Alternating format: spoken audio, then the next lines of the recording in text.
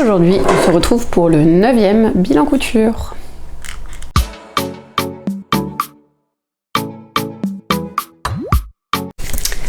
Je suis ravie de vous retrouver aujourd'hui pour vous faire le bilan des projets cousus au mois de novembre. Il y aura dans cette vidéo un projet femme, 2 accessoires et des projets enfants qui sont au nombre de 4. Et je vais commencer tout de suite avec le projet pour moi. Je me suis cousu un haut qui n'est pas la blouse Anastasia dont je vous avais parlé dans ma vidéo d'objectif du mois de novembre. Elle est découpée mais je n'ai pas eu le temps de la monter. Pour être très honnête, c'est un haut que j'avais déjà cousu quand j'ai tourné la vidéo. Il me semble même que c'est celui que je portais dans la vidéo. Il s'agit de celui-ci qui est un haut, un top badiane. Du blog Christelle Cou, donc de l'autrice Christelle Benetou. C'est un patron gratuit qui va du 32 au 52, qui est en PDF de 16 pages, un niveau moyen et les marges de couture sont de 7 mm et sont comprises dans le patron.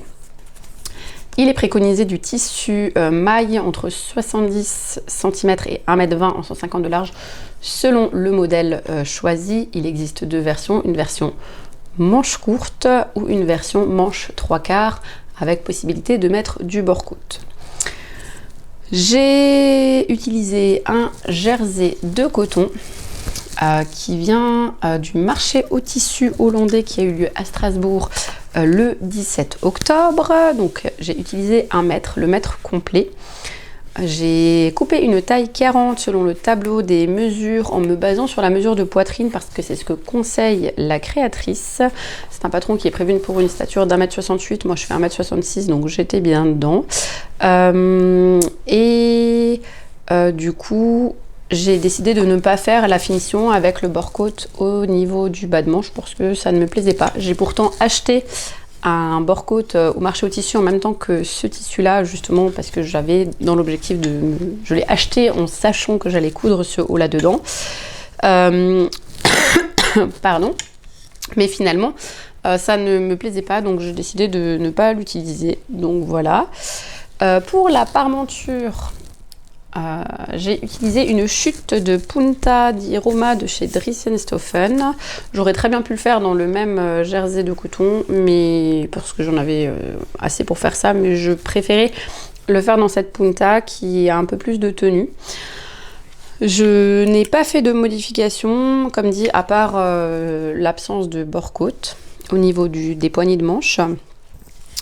Une toute petite autre chose, c'est qu'au niveau de l'encolure, vous voyez, il y a une surpiqûre et elle conseille de surpiquer beaucoup plus près.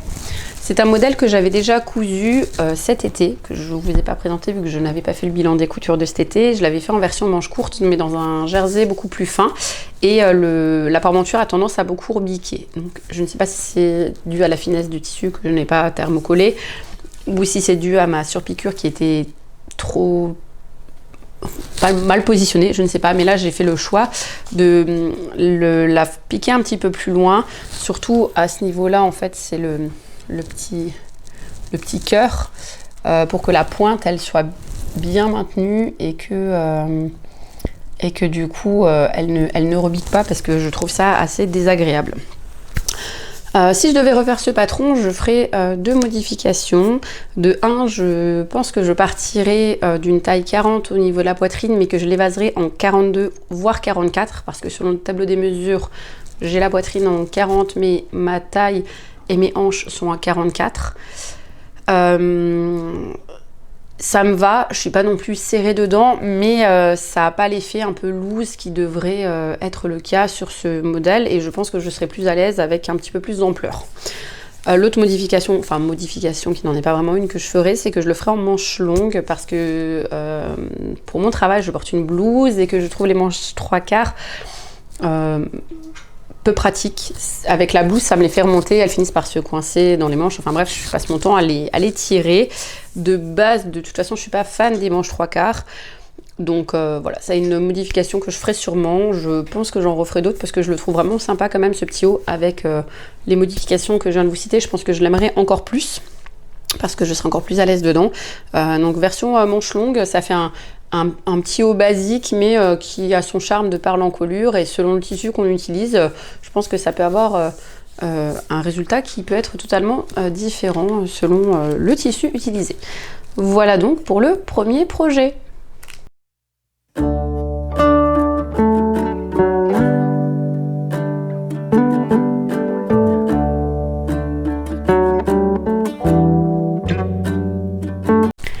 J'enchaîne tout de suite avec le second projet qui va être extrêmement rapide à vous présenter. J'en ai parlé celui-ci dans ma vidéo objectif du mois de novembre. C'est ceci, c'est donc un lot de 10 lingettes démaquillantes, enfin lingettes lavables que j'ai cousues pour mon frère, pour un de ses cadeaux de Noël. Il s'agit donc de wax fleur de mariage et d'éponge violette qui vient de chez Dries & Stoffen que j'avais vu dans ma box. Dans une des dernières boxes que j'ai achetées. J'en ai fait 10. Je pars moi sur des rectangles qui font 10 par 15. Je couds endroit contre endroit.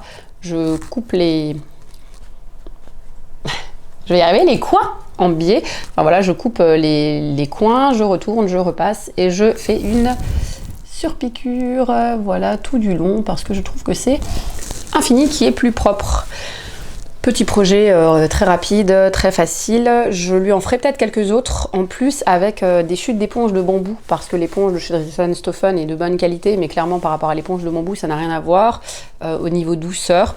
Donc si j'ai le temps, je lui en referai sûrement quelques-unes en plus pour compléter spécifiquement pour le démaquillage des yeux. Voilà. Et l'autre projet que j'ai fait en accessoire, je vous le présente même s'il n'est pas totalement terminé, il manque la toute dernière étape, la toute dernière finition, c'est ceci. Donc c'est un des 2 sacs que j'ai cousu, celui-ci pour ma belle-sœur. Donc j'ai fait des photos, je vous les insérerai là, ce sera sûrement plus facile que de vous le montrer. Je vous le montre quand même un petit coup parce que je suis quand même assez fière de ce projet-là, que je le trouve beau. Je le trouve beau. Il faut savoir des fois reconnaître quand on est content de son travail. Et je vous montre un petit peu dedans. Voilà, mais je vous aurais sûrement fait une petite vidéo que je vous intégrerai après vous avoir donné les détails de ce projet, qui est donc un sac Java Small de chez Sacotin, dont je vous ai déjà parlé dans mon dernier podcast également, parce que j'en ai cousu un pour une amie. C'est un PDF qui coûte 6,60 €, qui fait 8 pages plus les explications, qui est à un niveau intermédiaire. Les marges de couture sont de 1 cm et sont comprises dans le patron. Les fournitures, tout ce qui est toile à sac, simili, tirets, trivets, etc. viennent de la mercerie des créateurs. Le wax que j'ai utilisé en doublure vient de chez Amagat Wax. Et le coupon que vous avez vu est un coupon Orana. Je vous en avais déjà parlé. Si vous voulez mon avis sur ce sac, vous pouvez aller voir le podcast précédent. Je peux juste vous dire que les explications sont un vrai bonheur. C'est un travail qui est un petit peu long, qui est minutieux, mais les étapes sont extrêmement bien expliquées. Tout se fait de façon très fluide. On y va pas à pas, on est pris par la main. C'est extrêmement agréable pour un résultat qui vaut vraiment le coup. Donc la seule chose qui manque encore, ce sont les languettes sur le côté. Donc il y a des languettes qui sont mises sur le côté et qui se raccrochent après comme ça. Pour cette étape-là, j'ai acheté des vis Chicago sur AliExpress. Enfin, je dis j'ai, mais c'est ma maman qui en a acheté parce qu'elle avait des projets de sac aussi. Et je vais le tester sur ce sac-là parce que je sais que c'est l'étape qui m'avait posé le plus de difficultés sur le dernier sac que j'ai fait parce qu'il y a pas mal d'épaisseur. Donc voilà, je vous l'ai présenté quand même parce que je pense que il sera fini dans un avenir très très proche. De toute façon, il n'y a pas le choix vu que Noël se profile à grands pas. Donc voilà pour le deuxième projet, le deuxième projet accessoire. Je vais vous laisser avec la petite vidéo pour vous montrer un petit peu plus en détail.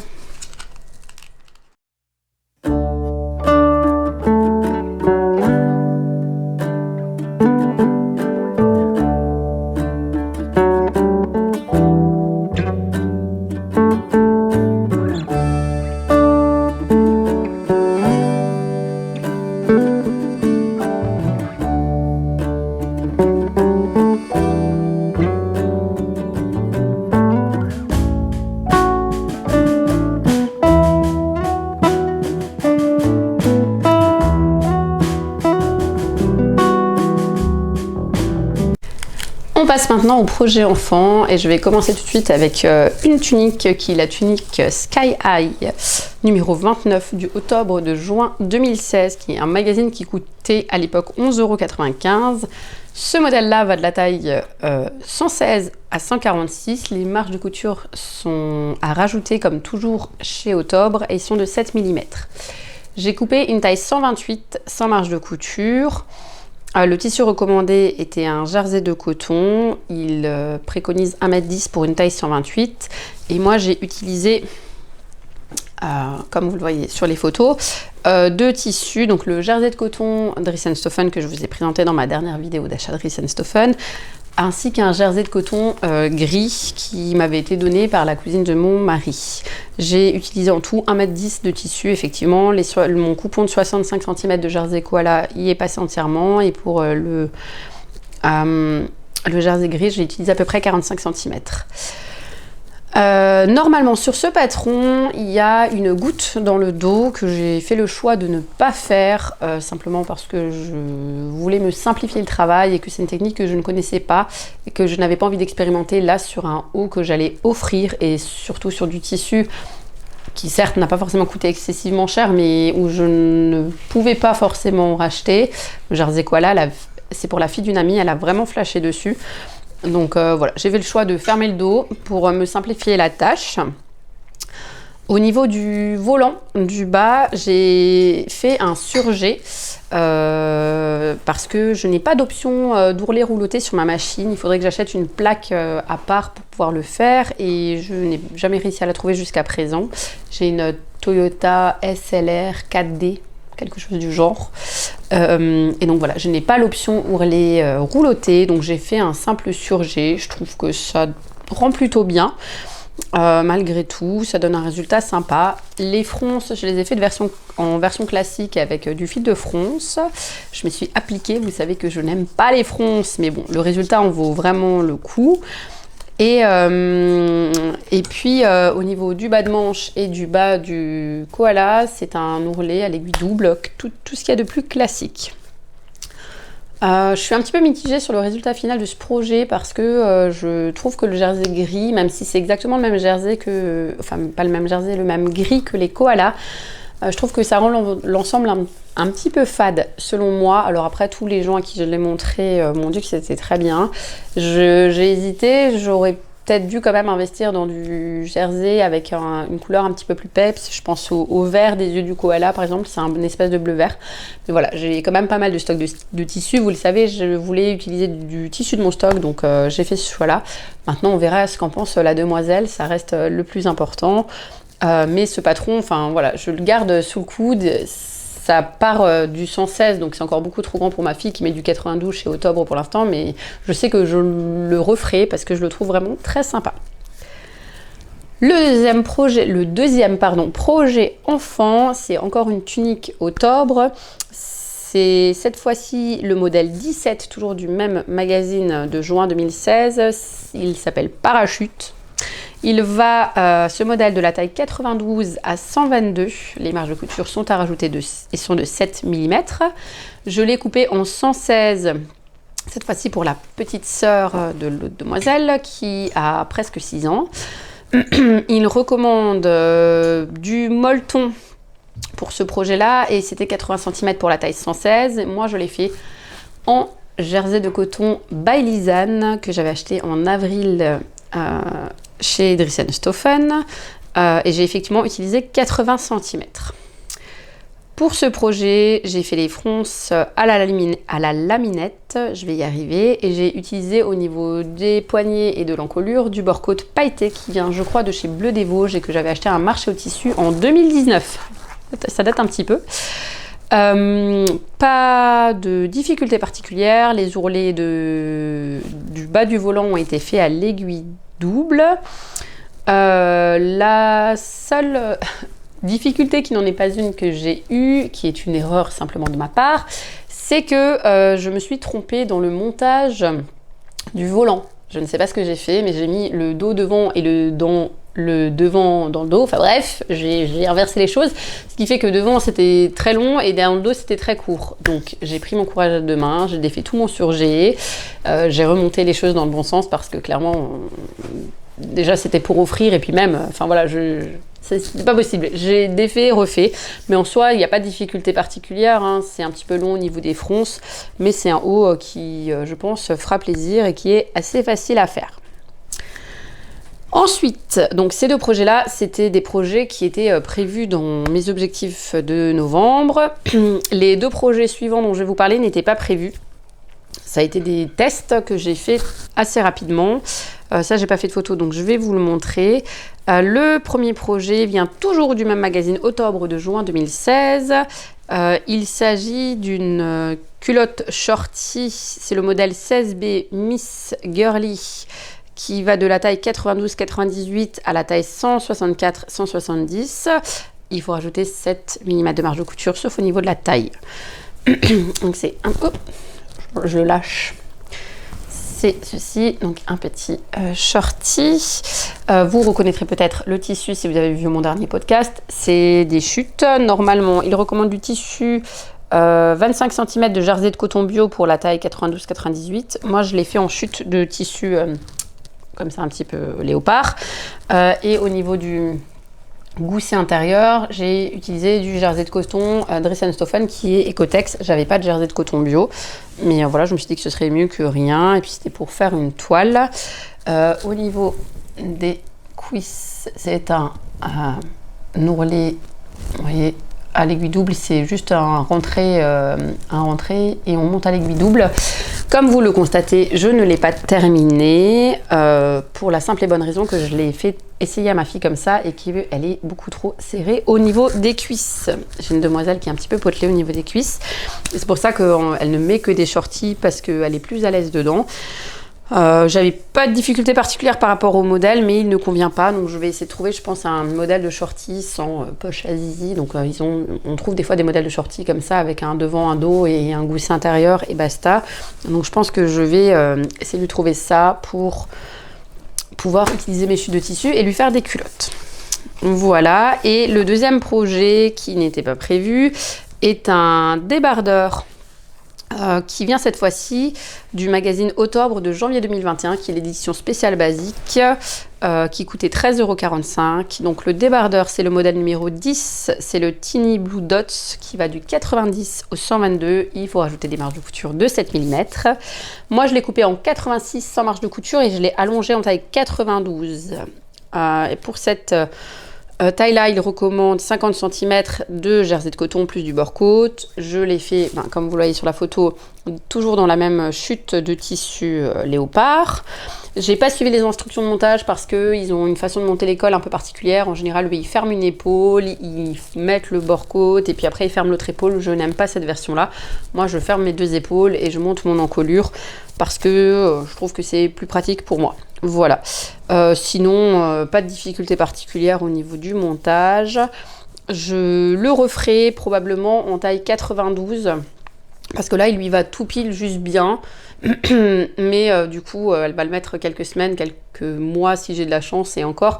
Et ensuite, ce sera terminé. Donc, j'en referai parce qu'elle s'est découverte une passion pour les débardeurs et puis qu'en plus, c'est pratique pour utiliser les chutes. J'en referai, c'est sûr, mais je pense les refaire dans la taille au-dessus. On arrive aux deux derniers projets enfants qui sont donc des sweats basiques, toujours de la marque, enfin du magazine Octobre de janvier 2021. C'est le modèle numéro 12 qui est une polka. On va passer la prononciation. C'est un modèle qui va de la taille 92 au 128 que moi j'ai fait en tant que haut de pyjama. Donc je vais présenter le premier qui est celui pour ma fille que j'ai coupé en taille 92. Cette taille-là, il recommande 40 cm de molleton plus du bord-côte. Moi j'ai utilisé la polaire de chez Dress & Stoffen, la Wellness Fleece avec les gouttes. J'ai effectivement utilisé 45 cm plus du bord-côte rose fuchsia qui vient également de chez Dress & Stoffen. Alors, en soi, pas de difficulté particulière sur ce patron, mais par contre, quelle galère pour ce tissu. Alors, la polaire Wellness de chez Dress & Stoffen, c'est une tuerie de douceur et voilà, c'est extrêmement agréable au toucher, c'est chaud, c'est doux. Par contre, pour le coudre, mais ça a été une abomination. On le coupe, il y en a partout. On utilise la surjeteuse, ça glisse, ça se décale. J'ai dû bâtir à la machine à coudre pour pouvoir éviter d'avoir des choses qui partaient dans tous les sens. Et même là, franchement, le résultat est loin d'être parfait. Maintenant, comme elle l'utilise uniquement à la maison en pyjama, on va dire que ça va. Au niveau du buste, c'est un petit peu court pour la taille 92, ça va, mais je me dis que si je dois lui refaire, je l'allongerai probablement un petit peu au niveau du buste et un petit peu au niveau des manches, simplement pour qu'elle puisse le mettre plus longtemps. Quand c'est des choses qu'elle met à la maison, ça me dérange pas de surtailler un peu pour que justement elle en profite plus longtemps. Mais sinon, voilà, pas de difficulté particulière. Le deuxième modèle de ce même sweat, c'est pour mon deuxième fils, donc il va avoir 7 ans. Je lui ai coupé pour lui en taille 128. Il est recommandé 60 cm pour cette taille-là. Moi, j'ai utilisé plus parce que j'ai utilisé 2 tissus différents, comme vous le voyez. Donc, j'ai utilisé 50 cm de polaire noir et à peu près 45 cm de jersey de coton dinosaure qui vient de chez Toto Tissu.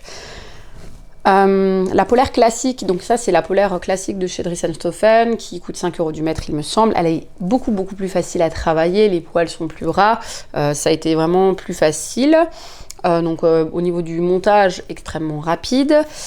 Mais par contre la longueur de buste elle était pas mal pour la taille 128, elle est bien. Par contre la longueur de bras est à rallonger. Je l'ai fait essayer à mon fils, donc c'est pour mon fils de 7 ans qui le porte depuis que je l'ai fait. Je me bats parce que je veux le laver et qu'il ne veut pas ou presque. La longueur du buste est donc bien pour lui. La longueur de bras, il lui manque au moins 5 cm et je l'ai fait essayer à son grand frère qui a un peu plus de 8 ans. La longueur de buste est bonne aussi. La longueur de bras, je pense que pour lui, il faut même rajouter 8 cm parce que sinon, enfin, voilà, ça lui refait des manches 3/4. C'est pas vraiment le but de la manœuvre. Voilà pour les projets qui sont finis. J'ai également avancé sur les pantalons de pyjama assortis à ces projets-là, mais je vous en parlerai dans la prochaine vidéo parce qu'ils ne sont pas terminés. Il me manque uniquement l'élastique de taille, mais je les ferai probablement courant janvier parce que ma maman m'a prêté sa recouvreuse et que je veux tester la recouvreuse. Voilà, mais ce ne sera pas pour tout de suite.